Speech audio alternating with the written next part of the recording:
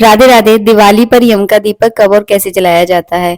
कुछ लोग इसे धनतेरस के दिन जलाते हैं, कुछ लोग नरक चौदस के दिन जो है ना यम का दीपक जलाया जाता है। तो अपने बड़े बुजुर्गों से आप पूछे कि आपके यहाँ कैसी परंपरा रही है, उस चीज को आप फॉलो करें। मैं केवल आपको यम का दीपक जलाने का तरीका बता रही हूँ। तो मैंने यहाँ पे गेरुआ से जमीन पर लीप लिया है और इस पर चौक पूर लिया है। आप चाहे तो मिट्टी का दीपक ले सकते हैं, आप चाहे तो आटे का दीपक ले सकते हैं। ये दीपक रात में जलाया जाता है जब सबका खाना पीना हो जाए, सारे कामों से आप फ्री हो जाओ। उसके बाद घर का बड़ा मुखिया ही इस दीपक की पूजा करता है और बाकी सारे सदस्य इस पूजा में शामिल होते हैं। मैंने एक प्लेट ले ली है, प्लेट में आपको अन्न रखना है। आप चाहे तो गेहूं रख सकते हैं, आप चाहे तो चावल रख सकते हैं। यहाँ पर मैंने मिट्टी का बड़ा दीपक लिया है, इसमें 4 बातियां लगती हैं। इस तरह से जो है ना इसके ऊपर आपको रख देना है और इसमें सरसों का तेल या तिली के तेल का आपको प्रयोग करना है। जो भी तेल है उसे रख लीजिए और इस तरह से जो है ना अच्छे से आपको बाती डुबो देना है। घर का बड़ा सदस्य इस दीपक को जलाता है।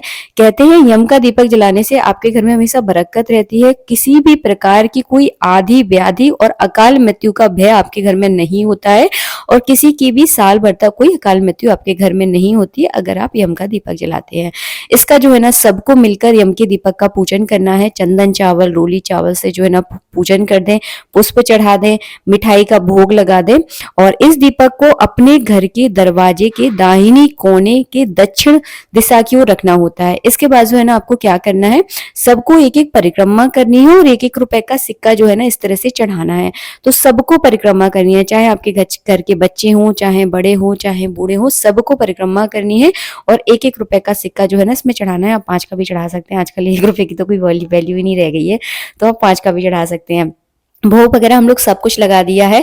अब हम इस दीपक को अपने घर के मेन गेट पर लेकर जाएंगे। पूजा आपको अंदर ही करनी है और जैसे ही आप इसे लेकर जाए ना बाहर, तो हाल के साथ चौक को जरूर सिर माथे लगा ले और चौक को हाल के साथ जो है ना समेट ले, क्योंकि कहते हैं कि यम के दीपक का जो भी सामान होता है ना वो घर में नहीं रखना है।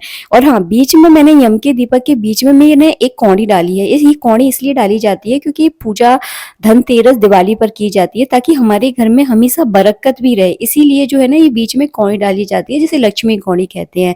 तो ये सारा सामान जो है ना मैंने अपने घर के मेन गेट पर रख दिया है। पैसे भी आपको मेन गेट पर ही रखना है, प्लेट में ही रख दीजिए।